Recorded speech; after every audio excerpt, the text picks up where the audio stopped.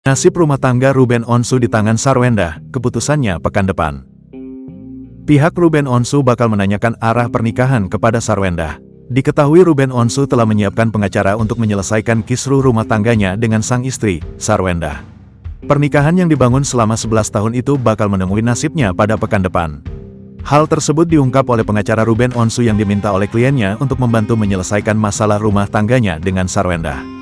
Saya disuruh menanyakan ke pengacara apakah Sarwendah mau melanjutkan pernikahannya dengan Ruben atau tidak, kata Minola Sebayang dikutip dari laman Warta Kota, Jumat, tanggal 24 Mei tahun 2024. Minola menyebut rumah tangga Ruben dan Sarwendah sedang tak baik-baik saja. Namun, ia enggan menyebut secara spesifik soal kisruh rumah tangga tersebut. Ketika disinggung soal pisah rumah, Minola lagi-lagi mengalihkan pertanyaan tersebut. Mereka sedang membangun rumah baru, ujar Minola Sebayang. Sebagaimana diketahui, rumah tangga Ruben dan Sarwendah tengah dihujani masalah. Mulai dari ketidaktahuan Sarwendah saat Ruben jatuh pingsan. Lalu, Betran Peto yang diduga memiliki hubungan yang tak wajar dengan Sarwendah.